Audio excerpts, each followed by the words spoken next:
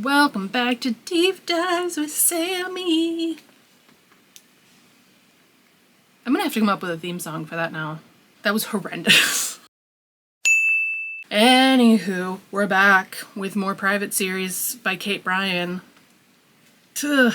I genuinely need people to understand that this series is my Roman Empire, and it's so much the point that I constantly am looking for the book, and right after I filmed the first video, I found this at the thrift store for $1. Coincidence? I think not. In the last video, we went over the first two books in the series, Private and Invitation Only, and if you only knew how many times I've messed up that title in this video so far, I've been filming for 2 minutes and I've already messed it up 5 times. Anyway, moving on. Like, genuinely, I can't stop thinking about this series. It's driving me absolutely insane. And I'm glad that there are other people out there that have also been driven insane by this, because we all collectively think about it all the time. And I'm so happy that that's what's happening, because I felt like I've been alone in this brain rot that this series has caused me.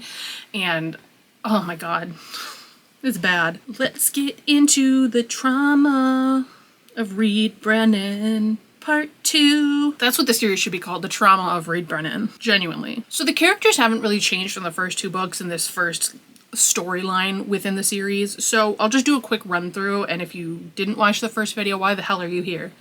Go watch the first video, then come back. Why? Main character Reed Brennan, she is a sophomore. She's brand new to Billings' house, and she's the center of all of the stress and trauma that this series has caused me. Then the Billings girls, we have Noelle Lange, who is the president of Billings. We have Ariana Osgood, who is the super quiet girl in Billings' top 4 people. We have Kieran Hayes, who is the model and, you know, the resident alcoholic. And then Taylor Bell. I almost said Taylor Swift.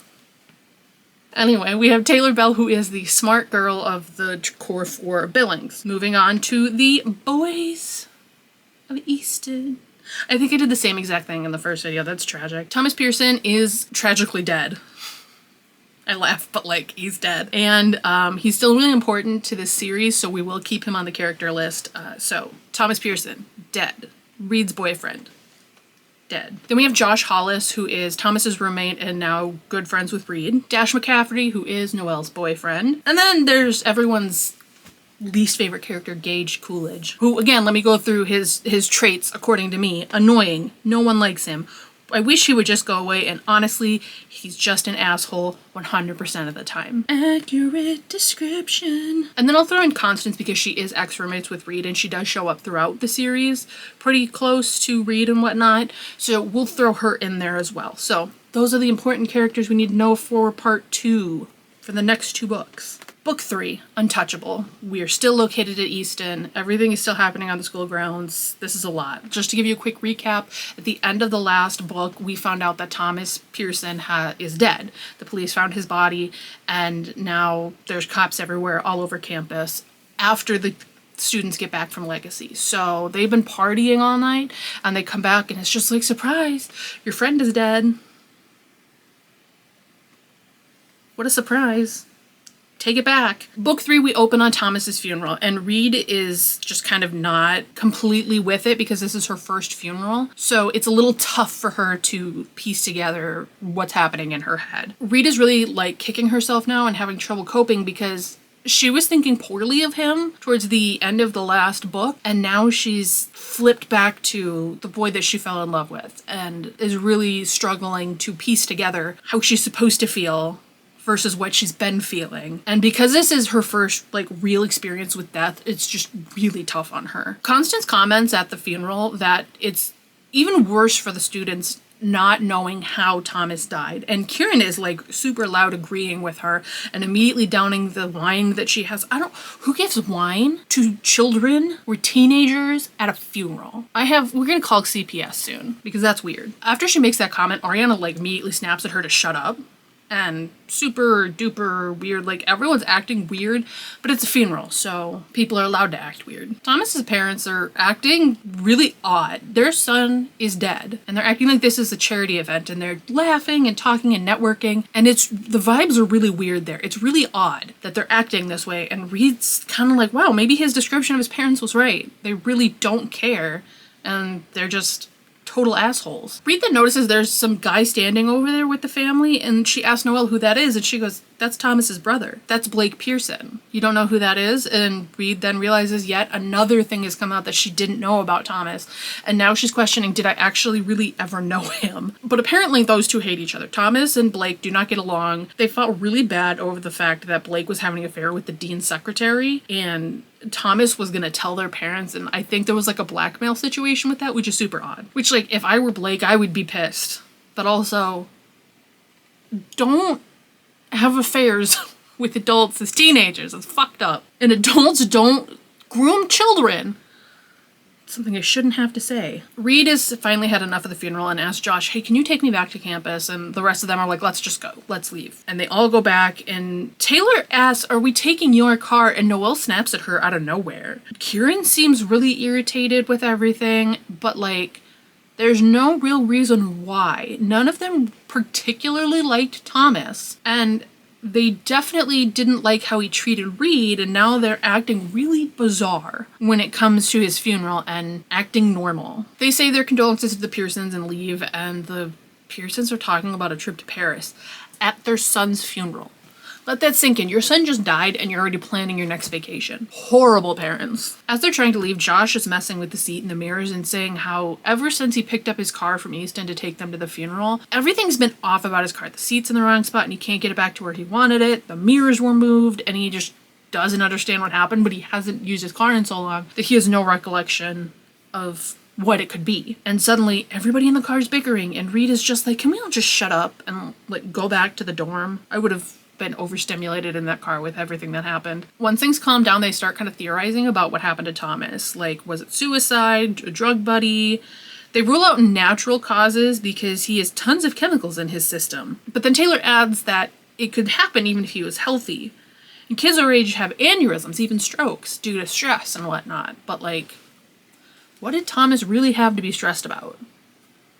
At the very end of the conversation, Kieran states that whoever is responsible should pay for Thomas's death, and that it's someone's fault, assuming that it's a murder of some sort, or someone gave him bad drugs or whatever. And Taylor just starts crying, and she is inconsolable, and like, that girl hasn't stopped crying since book 1. When she gets back to the dorm and gets to her room, Natasha asks how she's doing and how she's coping with all of this stuff, and Reed just finally lets everything out, and it's just like the floodgates open, and she's sobbing, and I mean, rightfully so. Her boyfriend was found dead. They didn't actually officially break up. She had literally decided not even hours before that she was gonna be moving on, and then as soon as she decides she's moving on, they find out that he's dead. So like, she did not have any time to really process this stuff. And after she's done crying and releasing her feelings, Noelle, Ariana, Rose, London, Vienna, all Billings girls, in case I haven't listed their names before, come in with boxes of baked goods, and they tell Reed, we're gonna throw you a fat Phoebe party. Horrible name for this, by the way. This party is basically a throwback to a girl who suffered from depression, who used to be in the dorm, and she one day ordered just a bunch of baked goods and just got drunk on champagne. So now the tradition is that they have fat Phoebe parties, which may not be like 100% factual, but that's the story they're sticking with. That's a horrible way to come up with a party, by the way. Don't do that. Don't do that. Reed says she's not up for the party, but tells the other girls to have fun, and Ariana and Noelle kind of like lock eyes, and Reed immediately knows somewhere in the back of her mind that that is not a good sign, but she's too tired to deal with all this. She tells him to leave. She wants to go to bed. We'll do a party another time. At breakfast, Reed is sitting alone, just kind of like staring at her food. People are whispering and talking about her and staring at her, and she's aware of it, and it's making her uncomfortable, but she just doesn't have it in her to care at this point. Josh shows up and sits with her, and he takes some pills, and Reed's immediately like, what is that? What are you taking? Because remember, Thomas was dealing before, and she has issues with her mom being an addict, and Josh immediately goes, it's just vitamins, don't worry about it, whatever. Reed makes a comment that he's probably a parent's wet dream. Ew. Josh then tells Reed that he's gonna go to the cops like Noelle suggested with the drug dealer, because maybe that's why Thomas died. Maybe he overdosed on something bad. Maybe the dealer killed him. No one knows what happened to him, so it's anyone's guess. And Noelle did suggest that they turn him in, and Josh wants to be the one to do it at this point. Reed decides at that point that she's going to tell Josh what Thomas said he was doing in her letter that was left. And the first thing Josh does is laugh, because there's no way Thomas Pearson is getting help. He's going to rehab. That is totally not real. And Reed's like, but that's exactly what happened. He tells Reed that the last thing he heard from Thomas was him yelling at his dealer on the phone, and that maybe something bad came from that. But he still thinks what Thomas said in the note was a joke, and tells Reed, I just don't think that Thomas ever fully appreciated what he had when he had you. That's all. There's a bit of silence, and then he says that she should also show the note from Thomas to the police. So they're both going to go to the police with some new information. On the way to turn the evidence in, it's now starting to get snowy and things are icing over. Reed slips on some ice and Josh catches her, and she has this moment of like, I'm not attracted to Josh. I'm not attracted to Josh. Josh's dead roommate is my dead boyfriend, and I will not go there. Like, this is not happening right now. She's also trying not to bolt as soon as they get to the building where they would be seeing the police. She doesn't want to do this. Everything in her is saying no, but Josh is trying to ground her and convinces her that they owe this to Thomas to tell the cops whatever they know, no matter what it is. They sit down with the dean and present their evidence, and the dean lays into them about not bringing this, stating that they could have found Thomas weeks ago had they known this information. Now, the chief of police was in the room, and he immediately got the dean to shut up. So now we know that Thomas had been dead for a while, and now that's coming to light because the police can't share anything when the investigation is going, and now they're saying we could have found him weeks ago. How long was Thomas dead? Reed tries to get more information about it, but they tell her that they can't, and they agree that they should have told the police sooner about what happened, and they kind of just leave it at that. But now Reed's spiraling, and she thinks it's her fault that Thomas is dead. And Josh is trying to convince her that no, it's not your fault. None of this is your fault. And it's true. None of it is her fault. She did not murder the boy that I'm aware of. I don't think she did. That would be weird. Anyway, Josh grounds her and then just kind of reminds her that she didn't know that this was what was happening, that this was going to happen to Thomas. And the police chief catches that, and Josh ends up pointing out that Reed thought this was just like a normal breakup letter. She didn't think this had anything to do with anything related to him disappearing or him being dead. The last thing you expect is for your boyfriend to show up dead. Like, come on. At lunch, the Billings girls are trying to get Reed to eat. She is extremely depressed at this point. She's struggling to eat. She doesn't really have the energy to do anything, and Taylor is a mess, and she looks awful, and she's acting really weird, and Noelle is immediately like, I hate this, we need to get back to normal immediately because I'm not fucking with these vibes. The guys join the table, and Dash says that they've decided that they're gonna throw a party in Thomas's honor. They've gotten it cleared by the dean, and it would be a great way to blow off steam for everyone, and they're gonna throw the party right before Thanksgiving. Ariana notes that the Thomas would have loved this, which I find very bizarre because she doesn't like Thomas, as far as I can tell with the vibes. And then they ask Reed, how do you feel about this? And she just kind of looks at Josh, and he goes, you know, we wouldn't hurt to blow off some steam. Would probably be a good thing to do. And then she agrees that the party would probably do everyone a little good. Dash makes a comment about how maybe by the time the party rolls around, they will have caught the person who may have had a hand in Thomas's death, and Taylor bursts into tears. Noelle snaps at her to get over it. Natasha asks what Noelle's deal is, and then Taylor leaves, and Noelle, Ariana, and Kieran all exchange looks like they know something. Honestly, when don't they know something? They know everything that happens on that fucking campus. It's like they have cameras everywhere. Ooh, that's a good theory. Good theory, Sammy. While studying, a bunch of girls from her old dorm are staring at Reed, and she finally just snaps, what? What do you want? Why are you staring at me? And then they inform her, someone was arrested for Thomas's death, and it was his dealer. And that's when it finally sets in that Thomas was murdered, and it wasn't self-inflicted. This was not suicide. Thomas was murdered, and Reed's finally seeing that. The next day on the way to breakfast, they run into Detective Howard, and Reed asks, did you actually truly arrest someone? And he says they did have someone in custody with compelling evidence, but nothing was final as of then, and that was really all he could share. But as soon as he knew something, he would let her know. So now she's got Detective Howard on her side, which is great because she really does want to know more about what happened to Thomas, and that's really the only way she's getting information. In a way of distracting herself, Reed decides it's time to double down on her grades. The first few months were not great for her, and now she finally definitely has the capacity to study and focus and force herself to focus. So she's in the library studying constantly, and Josh joins her. And when he asks how she is, she snaps, I wish people would stop asking me that, because every single conversation she has, everyone's always asking her, how are you doing? Are you okay? Is there anything I can do? And it's driving her insane. She then apologizes because she realizes that Josh truly cares and wants to make sure she's okay. And she says, I just want to get out of my head because it's unlivable in here.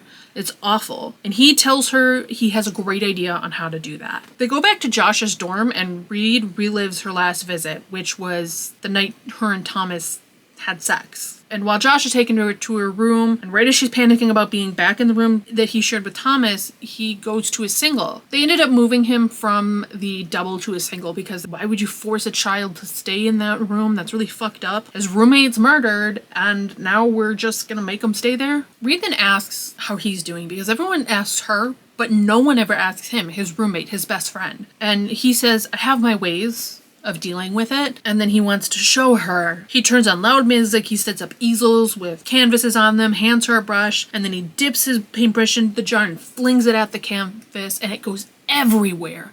It's on everything, and he says no one's gonna say anything because I'm the poor, pathetic roommate of the dead guy. And so they have fun flinging paint, and it's getting cute, and they start flinging paint at each other, and then they start swiping brushes on each other, and then it's grabbing each other, and at some point, Reed thinks they're gonna kiss, but Josh backs off immediately, and Reed goes to the bathroom and is like, oh my god, what just happened? Did I almost just kiss my dead boyfriend's best friend? The next day, Reed is avoiding Josh, but he catches her and he asks her if she wants to spend some time with him, his brother, and his brother's girlfriend. And she's like, in her mind, trying to figure out what happened yesterday and then trying to figure out what she should say. And she agrees, and things are like back to normal now. Which, God, what is normal at this school? Now is the ceremony of firsts. What the firsts are students who rank number 1 in their class. And they do this twice a semester, once a semester, but it's pretty much expected who's going to be it every time. For the junior class, Taylor is announced as the first female student, and she is just not herself. She's hiding behind her hair. She doesn't want to be seen by people and is acting very odd. And when it comes to the seniors, in the past, it's always been Noelle and Dash, and they have always been firsts together. So when they're announcing the seniors, Noelle's expecting it's going to be her and Dash, so they announce them, and so she's standing up, and the name Ariana Osgood and Dash McCafferty were announced, and this is not normal. This is super duper weird. So Noelle's kind of been like embarrassed at this point, which she doesn't like being embarrassed. After the ceremony finishes, Constance is like, is there something going on between you and Josh Hollis? Because that's weird, because your ex-boyfriend is his best friend and he's dead. And that's weird. And Reed's like, can you not bring that up, please? That's weird. And now Reed's just full of anger, and she goes to soccer practice, and she is taking people out left and right in this scrimmage, in this practice. And Noelle's like, girl, you gotta calm down. And they end up kicking her off the field because they cannot afford, within the last few games of the season, for her or someone else to be injured because of her. Noelle then asks directly, is this about Thomas? And Reed explodes. She says she doesn't want to talk about Thomas anymore, and that people need to stop telling her what to do and stop bringing him up because that's not all she is. And she's like, I'm gone, and goes and showers like she's told to and cools off and goes to bed. That night, Reed is woken up by the Billings girls kidnapping her. How many times are they gonna bother her in the middle of the night? They blindfold her, put her in a car, and drive her off campus. And when she takes the blindfold off, they're in the back of a limo, and there's champagne and whatnot, and so they're all drinking, and they tell her, hey, we're gonna go get you a massage, a facial, a mani-pedi, whatever you want, whatever you need to feel relaxed, you need this. And girl does. While they're getting facials, the girls are gossiping, and Reed finally feels like she's relaxing. She's finally letting go of that tension that had been holding her for so long. But then she gets a phone call from Josh, and Noelle goes immediately, no men, no phones, you can't have this. And the girls grill her about this, and Reed pushes back on the no men rule, and they go back to gossiping. So she shut them down and immediately was like, well, we can't talk about him because no men. So while she's walking somewhere, she overhears Taylor, Kieran, and Noelle talking, and Taylor's crying. Kieran's trying to calm her down, and Natasha ends up showing up and saying to Reed, hey, is this a good idea? Should we be listening? And Reed's like, I'm listening because what's going on with Taylor? And Noelle snaps at Taylor, telling her to chill or she's gonna lose it. And now Reed's starting to feel like she's really not a part of Billings because she's being kept away from whatever it is that they're talking about. And so she steps into the room and asks if everything's okay, and they just tell her Taylor's upset for not getting into the Harvard program she thought she'd get into. I mean, if she's been working for that, that's justified. I understand that. When they get back to campus, Reed's feeling like a brand new person, and like she really needed that time away from campus and time away from everybody asking her if she's okay and everything being about Thomas. As she's thinking, the girls, Dash and Gage, run up and let them know that the cops let the dealer go, that he's not the person who killed Thomas. And now immediately everyone's upset and angry, and they're bickering about the situation, and emotions are running really high now. Reed can't handle this conversation anymore, so she just leaves, and she's like, I need space. I need time away from this. But Josh runs into her and he's freaking out. He tells her that he's been losing his mind all day because he's been so worried about her, and she's like, why? I've been with the girls all day. He then reminds her, remember we were supposed to do something with my brother and his girlfriend. And she apologizes, saying, I had nothing, I couldn't do anything, there was no way to stop this, and he just says, it's good to know that I'm forgettable.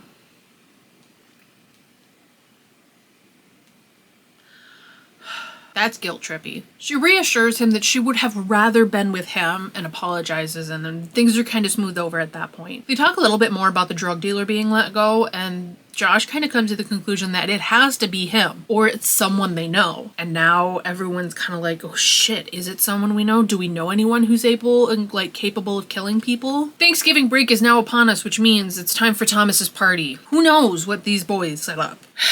They walk in to the room where they're having this party, and everywhere is just pictures of Thomas. It's his face everywhere, and Reed is like not having this. She is struggling to stay in the room with them. She is losing her mind, and Ariana tells her that they have to do this.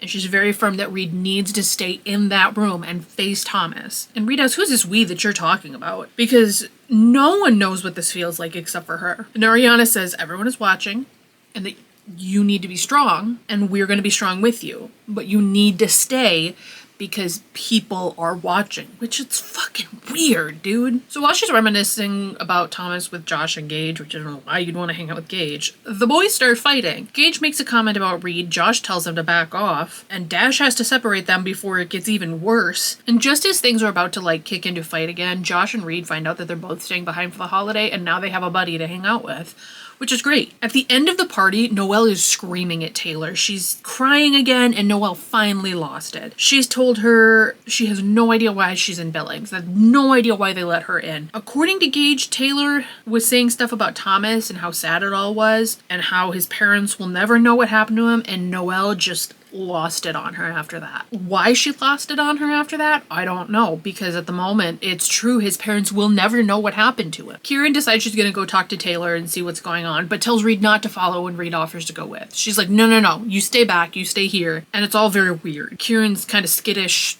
Taylor's crying all the time, Noelle's angry, Ariana's pushing her to do things she doesn't want to do. Like, what is happening with this group? The next morning, very early, Rita's awoken by a door slamming, and she looks out her window and she sees Taylor leaving with her bags.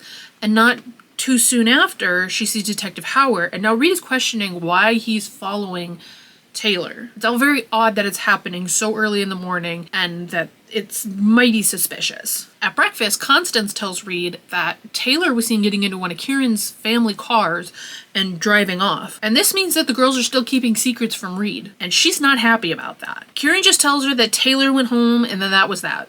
She just went home early for break. She just needed time away from campus, so she went home early for break. That's that. But see, Reed's not buying this, so she sends an email begging her to check in, and she's worried about her, and she wants to know that she's okay. Thanksgiving break, there's little to no people on campus. It's genuinely just a handful of people and a couple staff staying back. And her and Josh spend so much time together. Like, they are attached at the hip at this point. They chat about anything, everything. It's amazing, it's cute, it's sweet. Whatever. One day they agree to hang out in his dorm, which is still absolutely not allowed. No people of other genders in your room. So they sneak her in. something about this to them is really funny, and it's just they've got the giggles really bad.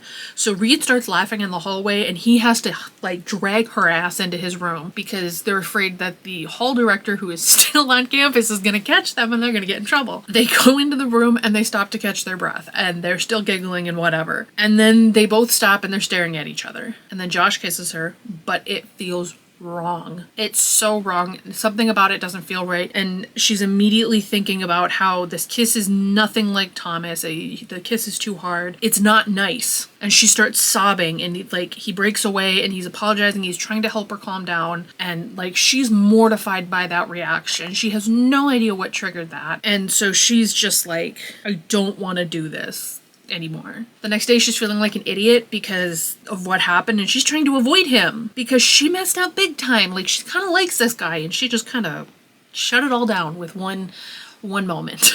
That's when she decides to send Taylor another email to check in. Still hasn't heard back from the first time, but she's gonna keep trying until she can figure out what the fuck had happened to her. And while she's doing that, she's getting phone calls from Josh. 3 to be exact, and she picks up on the 3rd, and he asks her to play some soccer and assures her that last night is his fault and she shouldn't be embarrassed about what happened. Like, first of all, the first green flag she's had with a boy in this series was him having open communication. Why we're 3 books in and that's finally happening, I don't know, but here we are. So they play soccer, it's fun, and they're having a great time, you know, as one does when they're playing soccer with their crush. I wouldn't know, but you know, I didn't play soccer with other people like that. They get tangled up, they fall over, and then they kiss, and it's super magical and super nice, and she's so much happier with this, and there's no remorse, there's no thinking of Thomas, it's just Josh Hollis. The choir sings type moment. And then they get interrupted by a teacher saying, hey, maybe you two shouldn't be making out in broad daylight on the soccer field when there's like no one here. But on top of that, the teacher informs them that, hey, you know, Detective Howard wants to talk to you. And so he's like, okay, I'll go. And now Reed's absolutely spiraling, and she's alone, and she can't think of why they would want Josh. And it's almost worse when she's alone because she doesn't have anyone to talk to about this. It's not like the other girls are there to distract her. Like every other time she spiraled, she's completely alone now. Josh was the only one on campus that she talks to. Noelle calls and makes some small talk, and Reed's like, this is weird because she doesn't make small talk. And then she finally gets to the question of what's going on with Josh, and she informs Reed that if anyone can handle an inquiry, it's Josh Hollis. But before Reed could figure out what it meant, Noelle hangs up, which, that's really fucking weird. Why is everyone so weird? Hours later, Josh gets back on campus, and they made him go over and over and over and over all the details that he knows about Thomas's disappearance, and he's like, I can't take this anymore. I can't do this. And he keeps saying, I can't do this again. And Reed assumes that he means the questioning because he's been in questioning twice now. Why would they question him again? When everyone gets back to campus after Thanksgiving break, Reed asks Noelle where Taylor is, and she informs her that she's not coming back. She couldn't handle the pressure. She's taking the rest of the semester off, and she's been checked into a facility. And she just leaves it at that, which is really bizarre. But also, Taylor has been breaking down constantly because of something. Noelle stops by Reed's room and they start talking about Josh. She's really happy with Josh. Josh is so good for her, and everything about him is so different from Thomas, and she wonders what she ever saw in Thomas at this point. This is when Noelle drops the bomb on Reed. Before Josh came to Easton, he was at another school, and his roommate at that school died. That's 2 dead roommates at 2 different schools. Allegedly, his roommate killed himself, and that was it. There was no foul play, nothing whatever. But some people are thinking that there's connections between Thomas and this roommate and that Josh may have had something to do with it. At first, Reed's like, I don't believe you because why would you just come in and drop that bomb right after I say I'm happy with him? Then Noelle says that the reason why he got kicked out of school and had to come to Easton was because he stopped taking his medication and that he had an episode and it got him kicked out. Reed is just not wanting to hear this, so she snaps at Noelle that she doesn't know what she's talking about and she's yelling at her, but Noelle's taking this very calm. She's very sane about this, and in the end, she leaves Reed and just tells her, I'm just trying to protect you. That's all I've ever done is I just want to protect you. While they're studying, Josh says he needs some sugar and he leaves his stuff with Reed, and she immediately goes to look through it. She finds a pill container that she was assuming were the vitamins he was talking about before. She quickly looks at it and makes a mental note of everything she sees to then research what it's for. He comes back and asks what she's doing, and she says, oh, I'm just looking for a pen. I have a color coding system. I just needed a certain color, and I hoped you had it. And he's like, oh, okay. Thinks nothing of it. From her research, here's what she finds. She learns that he's on medications for depression, anxiety, insomnia, and seizures. And things in her brain start to connect by the way he's acting. He wasn't sad over the death of Thomas. He wasn't showing the emotions that people normally have when someone close to them dies. Then he got super emotional when she didn't answer the phone when she was kidnapped by the Billings girls. Then he was acting weird when he was locked up all day with the police. Something's registering in her mind that Josh is not as stable as she thought he was. Then she decides to Google him. Reed finds out that everything Noelle said was true, and now she's questioning if Josh killed Thomas. Reed goes to confront Noelle about putting this in her head. And Noelle is saying she's just trying to protect her and gives her a folder with a psych eval Josh had to have done before he was let into the academy that he's currently at. Reed then decides, I need to hear it from Josh. I need to hear it from his mouth. I need him to tell me this is true. So she calls him and they go to meet at the cemetery, and why they picked the cemetery, I don't fucking know. As she's leaving, Noelle stops her and basically says, this isn't a good idea. Are you sure you want to do this? And Reed says she just needs to clear the air with Josh, and Noelle tries one last time to stop her and say that everything I've done is for you. I want you to be safe. Are you sure this is smart? And Reed just goes anyway. At the cemetery, Josh asks Reed why they're there. She hesitates to get closer to him, and he asks if it's because of what she found in his bag and that a classmate had seen her going through his stuff. Reed asks why he never told her about them, and he says, what's there to tell? That I'm on 5 different mood regulators? That if I wasn't, I wouldn't even be the person that you know and like? Why would I tell you that? So you could think I was some freak? He's immediately putting himself in this box with this medication that he is a monster, essentially. And he clearly did not want to tell her this stuff. And then she asked, why are you at Easton? Why are you here? And he immediately asks how she found out. He says his roommate killed himself and he lost it. Justified to lose it. Like, honestly, everything he's about to say is justified in that situation because his roommate killed himself. Jesus. He tells her in detail about how he found him too. He came back from class one day and he found his roommate dead on the ground. And he's accusing her of not believing him and he's yelling at her. She's getting backed up against a wall at this point. He's continuing to yell at her and he realizes he's scaring her a bit. And then he admits that he planned to tell her everything in Boston. But then the plans fell through. And then he admits to not taking his meds because he was tired of being numb. He didn't feel anything at his best friend's funeral. He's numb to everything around him. And he just wants to feel normal again. And as someone who is on a antidepressant, girl, sometimes you're numb with that shit. And I get it. I really do. Reed suggests that they go back. But Josh is not letting this go until she says that she believes that he did not kill Thomas. Then she admits that Noelle's the reason that she found out, and he's like, of course, it's always Noelle. It always boils down to Noelle. Why is she the be-all, is-all?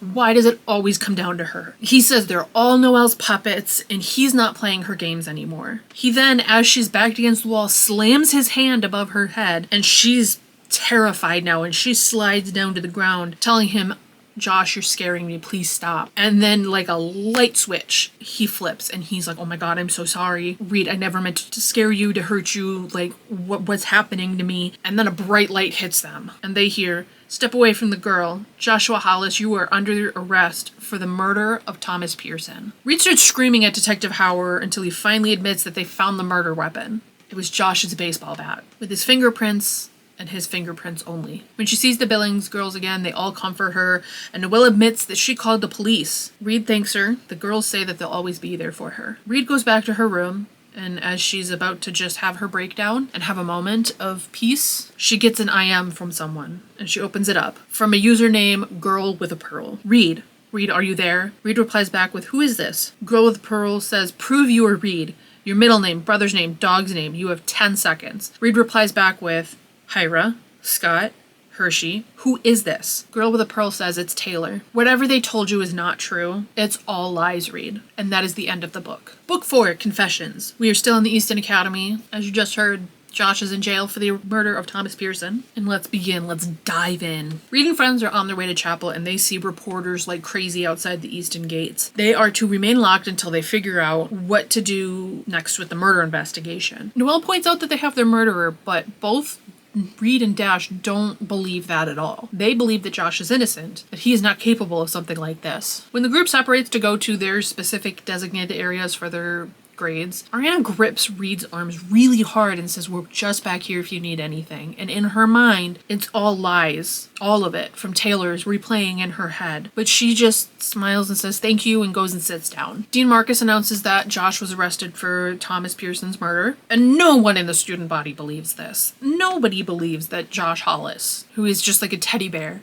has it in him to kill a person. The dean calls for support of Josh until he's been proven guilty because he's still a member of the community and still deserves respect. He tells them no one is to talk to press, no one is allowed to leave campus unless they have specific permission. Rita's not even wanting to eat food at this point. She's just like, okay, my first boyfriend's dead, my second boyfriend is now arrested for the murder of that boyfriend, like what matters anymore? She strongly believes that Josh is innocent and that somebody is framing him because again, someone like Josh Hollis just doesn't murder people. The group sits down and Noelle is just like, I can't believe Josh did it. And Reed snaps, no one thought he did it until you decided he did it, so I don't understand why you're feeling like this. She was the one who called the police on Josh. She was the one that put this out there in Reed's head, and this is how this ended up happening. Noelle says she was just suspicious, that she wasn't certain of this, and she was just protecting Reed in that, but Dash is like, I still don't think Josh did it. Something doesn't feel right about that. None of these people in our friend group could kill someone. Ariana casually says, you know, it happens all the time.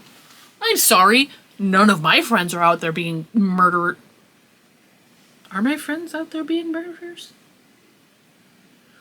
I'm gonna have to get back to you on that statement. I might have to do some investigating. Kieran is just over the moon, excited to be moving on from this and get back to her narcissistic ways. And Gage makes a comment that Josh and Thomas were practically gay, so like maybe it was a crime of passion looking directly at Reed. And then he says, well, maybe this is all related to Reed somehow. And he makes some disgusting comments that I will not repeat before Dash shuts him up. But the fact that it's connected is still mighty suspicious to him. He's thinking that Reed is the center point of all of this because there's two guys who have feelings for her and one's arrested for murder and the other one's dead. In an effort to see Josh, Reed leaves campus through the route that they took from the Legacy, and she goes straight to the police department and is determined to see him. Detective Howard says that she can't see him, but while transferring, Josh catches sight of Reed and yells to talk to Lewis Hanneman and Blake because they saw him the night at the art cemetery. Lewis Hanneman is the dean's secretary and Blake is Thomas's brother. Remember when I said in the last book that Thomas and Blake got into a fight where Blake being with the secretary? That's still happening. Yep, it's still happening. After she has a total breakdown when they take Josh away, Detective Howard tells her she has to move on with her life. This isn't healthy, and when she brings up what Josh just said, Howard tells her that they've already looked into it, and they can't get her to tell the details of that night, and nothing matches up to what Josh is saying. Reed goes home, and she immediately tries to email Taylor for more details on what she said in that message, but the email bounces back that it no longer exists, and she now has no way to get a hold of Taylor. Deciding to take things into her own hands, she goes to meet Miss Lewis Hanneman. Reed tells her she knows what happened the night Thomas died and who she was with, and telling her to do the right thing. Her response? Prove it. Prove that I was there that night. You have no proof that I was there. You have no proof who I was with. You are just a student. My word against yours.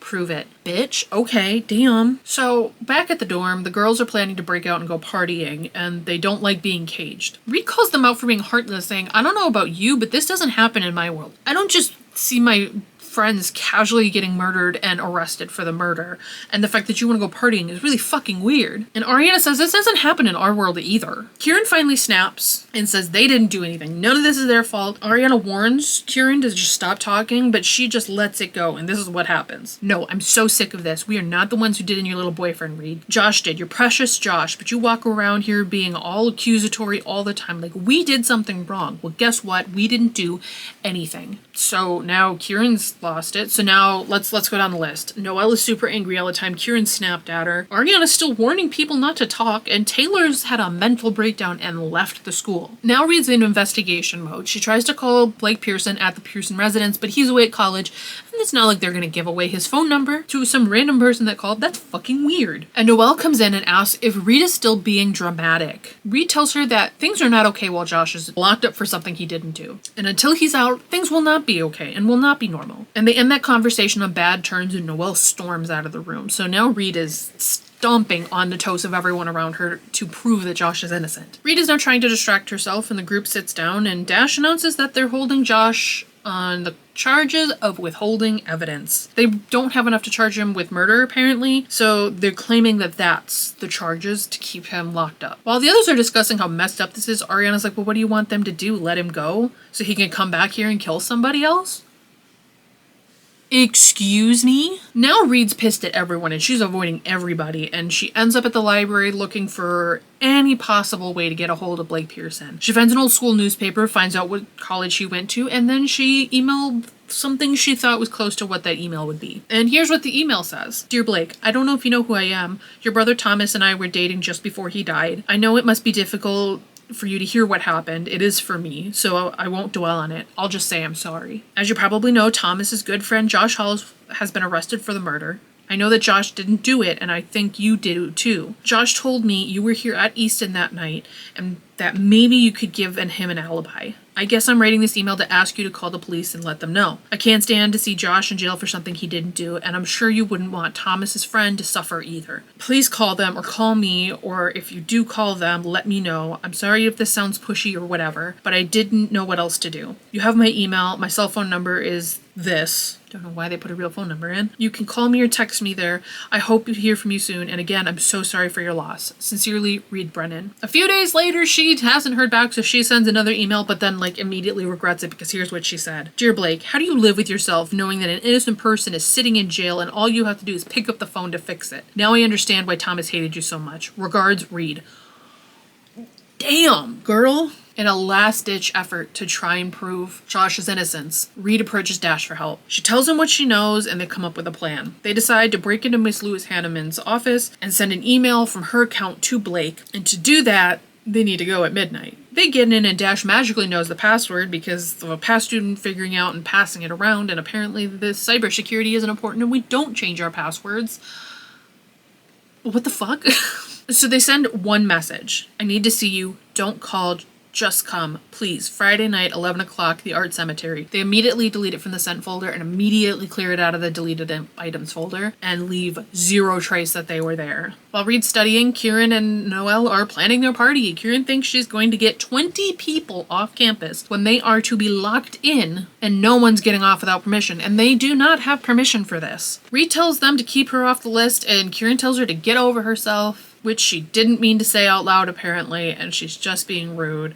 And they try to convince her that it would be good for her, but she ends up leaving the conversation. She doesn't want to be a part of it. Later on, Dash and Reed are waiting at the art cemetery for Blake to show up, and when he does, he immediately tries to leave. Dash gets him to stay and tries to convince him to tell the truth about Josh, about what happened that night. He refuses because he wants to protect Lewis Hanneman, because she is married, and if it gets out that she was with a student while being married, while working at the school, this could ruin her life. And he doesn't want that. He loves this woman. He wants her to be okay, and this is clearly not what's happening if they tell the truth. Reed calls Blake out and says that Josh's life is more important than your cheating scandal, and you need to do the right thing. And he still says no. Reed asks, don't you want the truth about what happened to your brother? And he laughs and said, Thomas ruins his life even when he's dead, so no. I don't care. They had a really bad relationship and he hates his brother. He wants nothing to do with him. Even in death, he's causing him problems. So why would he want to know the truth? He leaves, and now they have no way to prove that Josh is innocent. When Reed gets back to the dorm, the Billings girls are ready to go leave and party, and Noelle is confident that they won't get caught. Nothing's gonna happen. 20 minutes later, the girls who tried to get off campus were caught and brought back by security. The dean shows up and he's pissed. With a capital P. He is ready to just burn this place to the ground at this point. He pretty much grounds them and says, from this moment on, when you are not in class, in the chapel for services, or in the cafeteria for your meals, you will be in the library, seated at the center table studying. And no one's happy about this because the entire dorm got grounded. This is not just the girls that were trying to get off campus, the entire dorm. Natasha shows up and drops the news that Blake Pearson has disappeared and no one knows where he is. And the rumors that are going around is that they think that he could possibly have been murdered, but no one is sure why he's missing. Miss Luz Hanneman is very concerned as she's staring off into space and she's just clearly dissociating. Dash storms in to tell everybody what's happening, and Luz Hanneman ends up leaving, and Reed follows her and catches up with her, and she just wanted to know if she was okay. She knows kind of what she's going through, and she offers an ear, and finally she cracks and tells Reed what happened that night. Apparently Josh went there when Blake and Luz Hanneman were meeting because Thomas was on a bender and he needed to study. Blake stormed out and Luz Hanneman had no idea where he went. Reed is now trying to convince her to go to the police because there's a chance that Blake killed Thomas. Now that's in the mix of all of this. Luz Hanneman does not want to go because she's afraid that her life will be over if that happens. And Reed finally convinces her to go and that Josh doesn't deserve this and agrees to go to the police. While studying in the library, because again, the girls are grounded and this is the only place they can be outside of class, chapel, lunch, she's spiraling in the library again. She's anxious, she's worried. But then Whit busts into the library and says that there's an emergency meeting being held at the chapel and that they all need to get there right away. When they get there, Reed is hoping it's good news, but the dean looks grim and she just has a feeling that it can't be good news. And she's now freaking out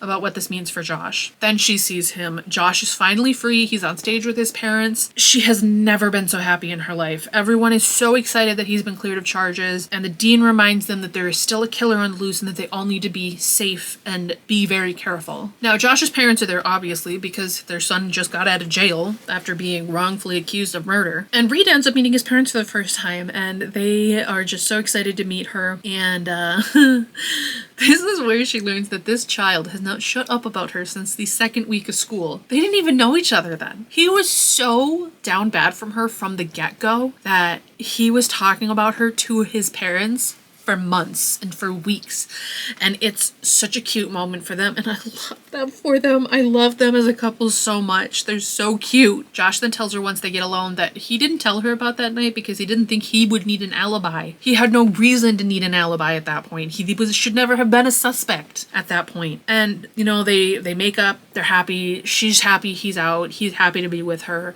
everything's out in the open, the air has been cleared between them, and now they can just be. It's great. But now they want Blake Pearson for questioning, so they have to find him. They know everything, and now they want to know where he went after the fight. Now with Josh out and understanding that Noelle orchestrated basically everything that led to him being arrested, he wants zero to do with her, which is tough because that's one of Reed's best friends. She kind of can't avoid her that much, but you know, getting a little weird in that house. Now, Cheyenne, one of the other girls in the Billings house, worked out a deal with the dean to get them off campus, but they have to do an interview to basically boost Easton up, and she thinks that having Reed in it, being a scholarship student, would be really good for the academy. She has promised that there are very specific questions Reed will be asked, and they should not touch anything related to Thomas and Josh. As long as they can do this, the dean will allow them time off campus to go have a party where they please. But even though she was told she wasn't going to be discussing Thomas, of course the interviewer doesn't listen, because what fucking interviewer ever follows the questions they say they're going to, and asks Reed about Thomas. She says she doesn't want to talk about it, but the interviewer keeps pushing. And then they switch gears and ask how she felt about Josh being arrested for Thomas's murder, and then the dean immediately shut down the interview. He's like, we're done, no more questions. Get out. Right as the reporter's leaving, Dash breaks through the door, essentially. We just like to see that. When the reporter's gone, he tells Reed that Blake Pearson was found, and he was at a family house in Bermuda, because I forget that everybody here's fucking rich except for Reed. The police brought him back for questioning, and he's maintaining his innocence. So he is saying, I had nothing to do with it. I did not touch him. I don't know what you're talking about, basically. And before Reed leaves, she checks in with Miss Luz Hanneman just to see if she's okay. She already knew where Blake had gone, and she'd already learned that he left the country because of her. His lawyer said he left because he was heartbroken and whatnot, but the official story is that he was so upset about Thomas that he needed to get away. Either way, he's maintaining his innocence. It doesn't sound like Thomas was murdered by Blake. So the group got their permission to go party, and they go to one of Cheyenne's family homes, and when they get there, Cheyenne's shocked because the whole house is already lit up and there's tons of people already there. And then Noelle goes, oh, did I forget to tell you? I invited all your friends from the other school. So she's like pissed about the whole fact that Cheyenne is planning this party and she didn't get to be the one to do it. So she's trying to step on as many toes as she can. Cheyenne shows up with Tristan, a boy at the school, and then it's still kind of like assumed that she's with her boyfriend from this other school. And so Noelle's trying to get her caught in this cheating scandal, and then it turns out, no, I'm just kidding, they already broke up a while ago. And Noelle just looks like an asshole. which is not okay. And guess what? Cheyenne already had invited all the Barton kids, so I guess Noelle didn't do anything. And oh my god, Noelle's not having this. Josh and Reed are relaxing in the hot tub and having a great time with their friends and all that stuff. And then she gets a text message saying, meet upstairs, South Wing, 5-door left. You don't want to miss this. Josh cannot understand why Reed is just getting out to go do whatever they want. It's clearly from Noelle. He knows that she's not a good person, and he does not want Reed to associate with her. He says that she's evil, and Reed is at her beck and call, and he hates that she's just so brainwashed into thinking Noelle is the be-all is-all. He's really hurt that she's gonna leave him to go hang out with her, especially after what he went through with Noelle and being in jail. And Reed just says, you're being dramatic. It's not that deep. It's just not that big of a deal, and it does not go over well. She apologizes, and he says, if you go up there, do not bother coming back. Reed says she is not good with ultimatums, and he says, you know what, I'm not good with giving ultimatums. I usually don't do this. But she goes to Noelle and leaves Josh behind. Turns out all the girls want to do is play dress up. That's it. They dragged her away from her boyfriend to play dress up with Cheyenne's stepmother's clothes. Deciding to have some fun, she joins them, and she has so much fun, and they take pictures, and they're laughing, and it's so fun, and this is just what they needed. On the way back, Kieran asked to see the pictures, which all turned out super cute, and they're all laughing, and it's fun, and it's so cute and adorable, but then they go too far, and there's a picture of a man's torso. And Reed immediately knows who that was. And Kieran starts panicking and tries to pretend like that didn't happen and tries to make it go away. And Noelle quickly deletes the pictures. And Reed demands to know why they had a picture of Thomas tied up and blindfolded. Ariane is angry now, and Kieran is just babbling nonsense, and she can't form a coherent sentence, and Reed demands to know right now what they did to Thomas. Noelle tells her it's not what you think, and now she's starting to realize, oh my god, Josh was right, she is evil. I am being strung along by this girl. Like, what the fuck? Noelle agrees to tell Reed everything, but Ariana says absolutely not. We owe you nothing, that you do not need to know this. But Reed gives them 5 minutes to explain, and Noelle swears they did not kill Thomas. They had nothing to do with his murder, and she's begging Reed to let them explain. Begging was not something Noelle did. Noelle does not beg, ever. She gets what she wants by just looking at you. She does not beg. So this is huge. And she agrees to talk with them inside to just clear the air about this all. The night that Thomas treated her badly at the party where he was extremely drunk, the girls were so pissed at how she was treated. This was the first night of Parents' Weekend, and they kidnapped a drunk Thomas, borrowed Josh's car, and took him to the outskirts of Easton. Their plan was just to humiliate him so he knew exactly what Reed had felt, and they taunted him with disguised voices and asked how it felt being humiliated, and they poked him with sticks and Josh's bat. And Ariana's super pissed off the entire time the story's being told, acting like they don't owe Reed an explanation at all. And Noelle swears that when they left, they made sure that once he was sober, he could get free. Everything was loose. Nothing was going to be a life-threatening thing that was a mesh bag. Nothing would suffocate him. But then he never came back. And they think someone found him after they left, and that person killed him because he was technically fine when they left. Rita's still trying to wrap her brain around this. The people that she called friends did this in her defense and in her name, and she just can't understand it. She asks them, what kind of people are you that you would do that to a person? Ariana says, people who care about you. And they try to convince her that they did this for her because they care. But Reed just doesn't understand. But in true Noelle fashion, she says that Reed is going to have to keep her mouth shut because this can't get out. They had nothing to do with his murder, but if this was found out, they could get in serious trouble. Ariana points out that no one's going to believe her anyway, and Noelle then says, remember who we are and what we can do. So now she's being threatened into silence, and Noelle reminds Reed, if you go to the police or anyone else, you're just going to sound like an insane liar with an active imagination, and no one will ever believe that we could do something so heinous. Holy shit. At that point, Reed decides she's done with the conversation, and Noelle excuses her to bed because she needs permission from Noelle to go to bed. When she gets back to her room, she's decided she's making the call. She goes to look for her phone, but at some point, it must have fallen out of her pocket, so she borrows Natasha's. However, Natasha's phone does not have service in the building, and she has to go up to the roof. So she goes up to the roof. When she gets to the roof, she's contemplating calling 911, but she just calls the Easton Police Department and asks for Detective Hauer. While she's waiting, the phone is ripped from her hands, and when she turns around, Ariana is smiling and holding it. And then Detective Hauer answers, and Ariana's pretending that Rita's about to jump off the roof. and that she might be dead before she hangs up. And that's when Reed realizes the truth. Ariana killed Thomas. Ariana tells Reed that she has a confession written in her pocket. Reed's suicide note that says that Reed killed Thomas. Then she pulls out a knife and threatens Reed with it, and Reed asks why Ariana took away Thomas from her, and she screams, "Why did you take him away from me?" Girl, what? Excuse me? You were with Thomas?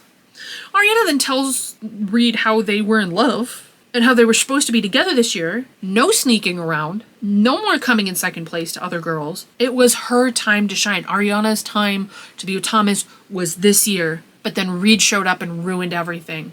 As soon as Thomas saw Reed, he was zeroed in on her and wanted nothing to do with Ariana. Nothing at all. Ariana states she should have just killed her instead. And then she and Thomas could be together and there would be no Reed. Reed is now super close to the edge and falling off.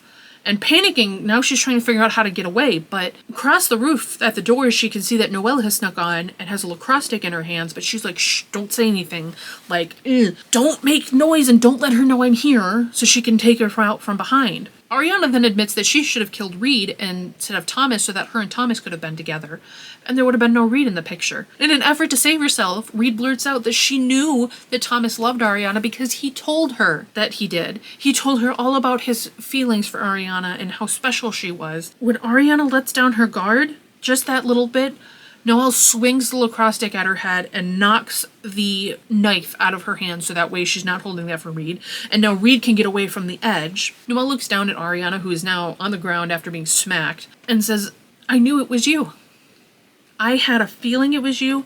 And she started listing all the things she knows. That they were up here, that Ariana took Reed's phone from her pocket, which meant she had to come up here with Natasha's phone. She noted that Ariana was super pushy about letting Reed into the dorm, saying that they could bend the rules just this once. And Ariana laughs because there's no proof of anything at this point. They have no evidence to support that she was the one that killed Thomas. After Noelle threatens Ariana with a knife, she tells the full story, and she went back to where they left him to break free. Here's the story. "When I took his hood off, he freaked out, screaming and yelling. He spat in my face, calling me a whore, saying I would never be good enough for him, and he was saying he was going to turn us in. I couldn't have that. I couldn't let him do that to us.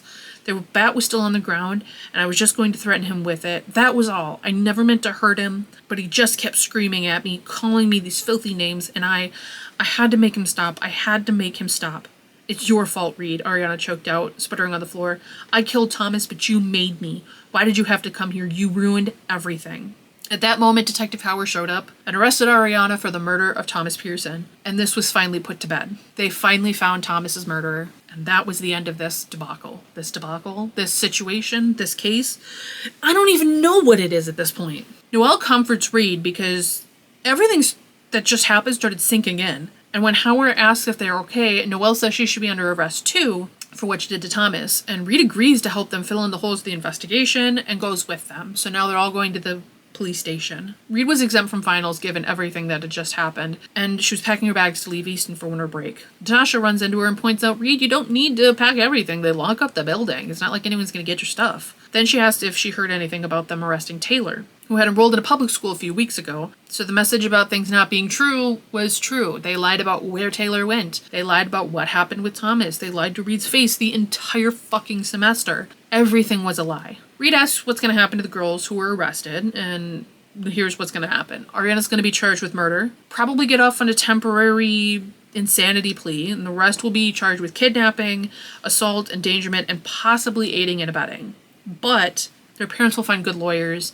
and they'll probably get off with nothing more than a slap on the wrist. When Reed sees Constance again, she tells her that she's considering not coming back next semester because everything that happened in one semester at Easton was just way too much for her. She got a boyfriend. She made a bunch of new friends. She got into an exclusive dorm. Her boyfriend disappeared. Her boyfriend turned up murdered. Her other boyfriend is arrested for the murder. He's let go. Then she finds out that her roommates and friends kidnapped her now deceased boyfriend, and one of them actually murdered him.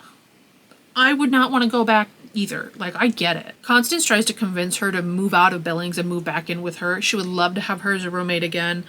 And she just needs to leave Billings behind. That's clearly the root of all of the stress that she has. But Reed is pretty set in stone in all of this. She does not want to come back, and God, I don't blame her. As she's waiting for her dad to pick her up, she hears Josh calling her name and sprinting to catch up with her before she leaves. He asks if she's okay, and that he's been trying to call her, and he apologizes for what happened at the party, and that he knows he can't tell her what to do, but maybe he could make it up to her next semester, and that they could continue to be together. Then she drops the bomb that she's not coming back, and he's trying so hard to convince her to stay and to think about it, but she's made up her mind, and she's leaving. She's done with Easton, and she's not coming back at all. And just as he's about to say the L word, and, like, say it and make me happy,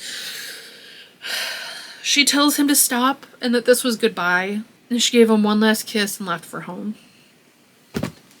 Fuck! Over the break, she's hanging out with her brother and some friends and whatnot, and it's the small town life. They're outside the fucking McDonald's doing skateboarding tricks. Like, there's nothing to do in that town, it sounds like. But then she gets a phone call, and she answers it. This is from a blocked number, so she doesn't know who's on the other end, and she hears, "Hey, Glass Licker, it's Noelle." She says she heard Reed isn't going back to Easton, and she says that Reed deserves to be there. This is opening so many doors for her, and regardless of what happened this past semester, this is the best chance that Reed has to get anywhere in life. And then she follows up with, "Don't let our mistakes screw up your life. Promise me you'll go back, Reed. I kept saying I was going to protect you, and I did a pretty heinous job of it. And this is me trying to make up for that. Go back to Easton. You can have the life you always wanted." Reed thinks about everything she loses if she doesn't go back. And then she realizes Noelle is right and promises her that she will be back at Easton next semester. And that is the end of our first major storyline in the private series. And that is the end of book 4. Round of applause for everyone. Round of applause. God. Now, this is the screaming part. It isn't so much held over her in classism at this point, but the fucking gaslighting and manipulation and secrets, and oh my God, this girl can't deal with her grief. She can't deal with any of it. Whether she's being told one thing by her friends about what's happening, to find out that they've been lying the entire time, and to find out via IM from someone who left the school. God, I cannot begin to explain to you how deeply fucked up these people are.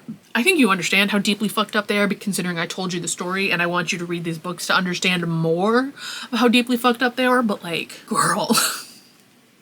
I'm gonna lose my voice screaming about this at this point because I've been talking for 2 fucking hours straight, and god damn it, I'm heated. Like, we are 1 semester in. 4 books over 1 semester, and here's what's happened so far. Reed shows up at a brand new school, meets a guy and falls in love, meets some new friends and moves into an exclusive dorm that is going to open lots of doors for her. Boyfriend disappears. Then they find out he's murdered. Then they find out that it might be her current boyfriend. Then they find out it's not. Then they find out that it's her friends had something to do with whatever happened that night. And then we find out that one of them murdered him. Are you kidding me? I need therapy after reading that. Can you imagine how deeply traumatized Reed is by all this? Like, she very maturely realizes that this is not right. She cannot do this anymore. This is not normal. You do not go to a private school and then have people get murdered by their friends. Like I said in the last video, I want to say that this is it for trauma. Girl, we have like 18,000 more books to go through. We're 4 books of like, what, a 16-book series? And it only gets worse. It only gets worse. It only gets worse. I cannot believe the amount of gaslighting and manipulation that comes from people claiming to be her friends and people that claim to care about her. At this point, it's so ingrained in their friendship that I don't think Reed knows how to have a normal friendship with people. Like, she's got Constance, yeah, and Constance is very normal for the most part. But, like, her core friend group kidnapped her boyfriend. And while they technically had good asterisks, not really, intentions, it still ended up with her boyfriend being murdered by one of them. when this all could have just been avoided if they had healthy coping mechanisms. If they weren't sneaking around with each other. Frankly, I think they all just need to go therapy. If they had just talked to each other, this could have been easily avoided. I feel like Reed had a good enough head on her shoulders that if she knew that Thomas was a womanizer, she could have just decided, I don't want to be with that. If Ariana had just talked to her, we would not have been in this situation. And the fact that Ariana brought her into the house to then mess with her emotions for months, I am flabbergasted. My flabber is gasted. Because, like, it's just so insane to me that she went to these lengths. Honestly, I understand why Thomas lashed out when Ariana went back to him, because her friends just, like, scared the shit out of him. And he's drunk. What did she think was going to happen? Did she really think he was going to just be, oh my God, you saved me, thank you. That's so wonderful. Girl, you and your friends just poked him and embarrassed him and yelled at him and scared the shit out of him. If you had just let him go, none of this would have happened. And the fact that Josh is on all these medications because of a roommate committing suicide and dealing with the mental toll that brings, and then the mental toll of his best friend and roommate being murdered and, like, then being accused of that murder. But Josh and Reed are some of the most traumatized characters in this series, and they both deserve free therapy for the rest of their lives. I mean, Josh could afford therapy, but, like, free therapy for both of them for the rest of their lives, or funded by the people that caused them this trauma, because Jesus Christ, I can't even, like, form coherent thoughts about this. And again, we are just one storyline in. How many more do we have? How many more do we have? Let's see. This was the Thomas arc. Then we have 1, 2, 3. We have 3 more fucking arcs to go through. The next arc is 4 books. The arc after that is 2. And the last one is 4. And my fucking God. I cannot. I can't. What do you say about this series? What do you say about a group of teenagers who go around killing their friends' boyfriends? Like, this is fucked up. And, like, I don't blame Reed for not wanting to go back. I wouldn't want to go back. Shit. That's a lot. Man, I just sit and think about it, and holy shit, it only gets, like, the more I think about it, the worse it gets. And the fact that they used Josh's mental illnesses against him in this arrest makes it so much worse. Like, bro stopped taking his medications, and he clearly started to lose it. And, like, the first thing they're thinking of is Reed safe? Ugh. God, this series stresses me out. Like, in the best possible way, I get stressed out by this series, and I can't stop thinking about this is my Roman Empire. I said that at the beginning, but this is genuinely my Roman Empire because it's so fucking outlandish that am I too poor to understand this? Like, is that the problem? Am I too poor to understand what happens at rich kid private schools? Leave a comment below. If you're from a rich kid private school or you attended one, did this happen? Did you have to deal with people being murdered by their friends on campus and then, like, all this shit happening afterwards? Let me know down in the comments how you feel about that. Like, the amount of times Reed is sent into a spiraling pool of anxiety over everything that's happened in these 4 books alone, insane. I know it gets worse as the series goes on and when things finally start to set in, but, like, girl, you should just run. But this, again, goes back to the conversation of she comes from a lower middle class family and she's willing to do whatever it takes to get where she wants to go. And Noelle said that. Don't let our mistakes keep you from doing what you need to do with your life and for screwing up your life. She deserves to be at that school. She worked hard to get there. And all these girls did was ruin her life. It's always the mean girls. It's always the mean girls. This is going to take me like 30 years to get over now. So now that we happened to Thomas, were you right from the last video? Did you think that he got murdered? And did you guess that it was Ariana? Because, God, I did not see that coming the first time I read the series. I thought it was Blake. That all made sense. And then they're like, no, just kidding, it's Ariana. Joke's on you. What do you think of this series so far? Are you interested in reading it? Have you read it? Are you as concerned for Reed Brennan as I am? Because I'm still very concerned about her mental well-being. And you know what? In the next storylines, that's not going to change. It's not going to change. She's going to be traumatized forever, and it's only going to get worse. But anyway, thank you so much for watching. Leave a comment down below. Make sure you subscribe, like, notification bell. What the fuck do people say at the end of YouTube videos? Whatever they say, do it. Except for don't murder your friends. If we've learned anything, don't murder your friends. Don't do it. It's not worth it. Anyway, I'll see you in the next one. Okay, goodbye. Girl, I almost knocked over the camera. Holy shit.